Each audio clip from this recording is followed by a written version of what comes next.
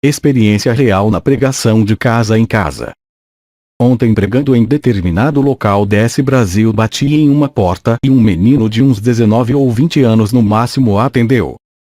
Ele disse que fazia teologia e não entendia como que nós, testemunhas de Jeová, não acreditávamos na imortalidade da alma e no inferno de fogo, se isso é tão claro na parábola do rico e Lázaro. A minha primeira pergunta foi: você acredita que essa parábola é literal e que todos os personagens dela são literais? A resposta foi um sorriso no rosto e um sim. Então eu falei: antes de entrarmos nesse assunto, vamos ver a opinião de Jesus sobre a morte. Abri a Bíblia em João 11:11 e perguntei o que estava acontecendo com Lázaro, irmão de Maria e Marta. Fiz a pergunta simples: Lázaro estava no céu ou no inferno? Adivinha qual foi a resposta? Para Jesus tudo é possível. Para Jesus a morte é apenas um sono, porque ele é a ressurreição e a vida. Respondi: eu não perguntei isso. Perguntei: de acordo com Jesus, Lázaro estava no céu ou no inferno? Bem, ele saiu pela tangente e disse que a parábola do rico e Lázaro era real, porque Jesus usou o nome para ela e ele nunca fez isso. Perceberam a falácia do espantalho? Eu nem toquei nesse assunto e ele me falou isso. Como ele ficou acuado, eu disse: já que você quer tanto falar dessa parábola e diz que ela é literal, vou te fazer outra pergunta. Como Abraão estava no céu? Ele respondeu: Abraão era um homem justo. Assim como Moisés, Enoque e Elias, eles estão no céu.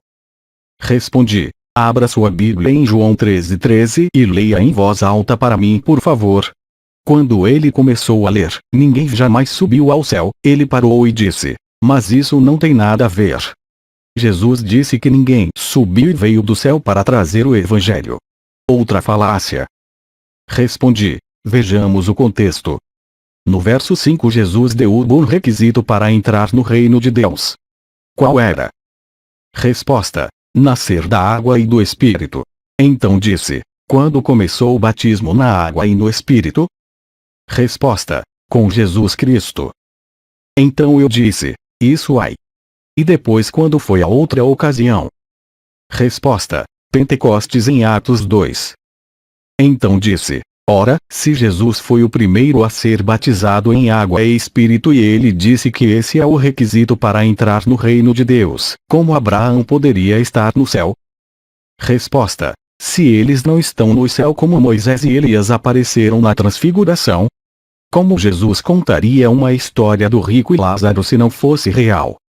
Jesus era mentiroso, a Bíblia é mentirosa. Então eu disse: verdade.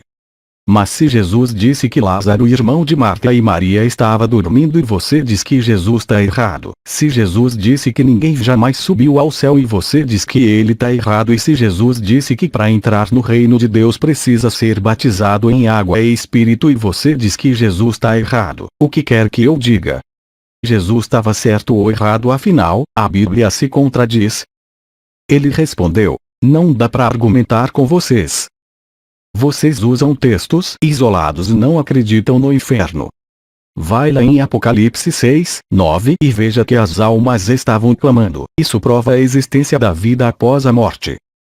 Minha resposta: bem, leia o contexto e me diga se todos os selos que foram abertos desde o começo do capítulo 6 é literal ou simbólico.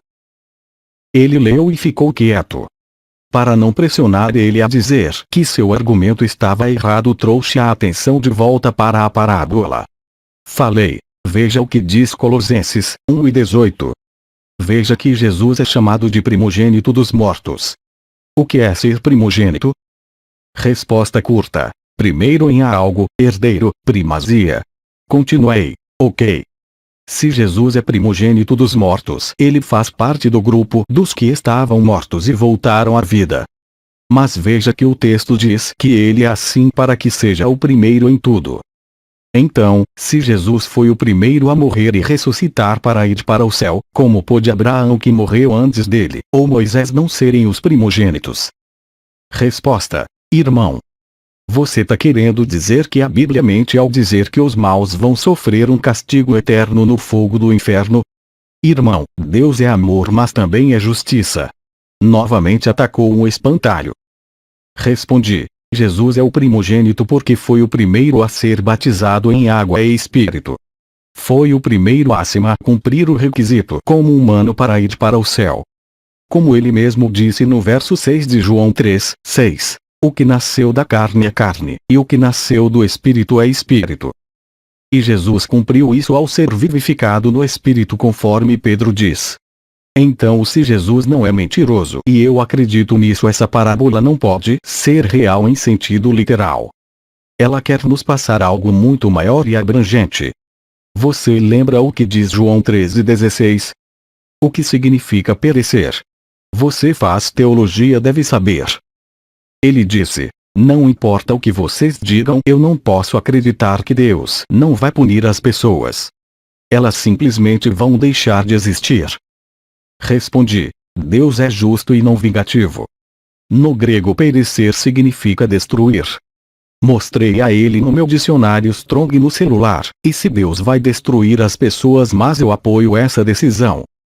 Ele disse: não. A alma é imortal, irmão. Deus criou o inferno para punir os maus e o diabo e os anjos rebeldes. Eu disse: Deus pode criar algo que ele não pode destruir? Resposta: para Deus tudo é possível. Eu disse: isso não tem lógica. Se a alma é imortal, Deus não pode destruir. Se ele não pode destruir algo, ele não é todo-poderoso. Viu que absurdo é acreditar nessas coisas.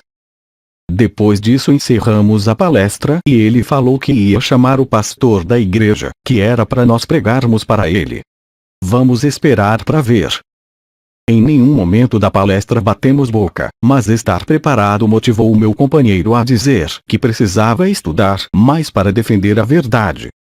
Eu incentivei ele a fazer isso e posto essa experiência como exemplo de raciocínio rápido e lógico para aqueles que querem aprender a verdade.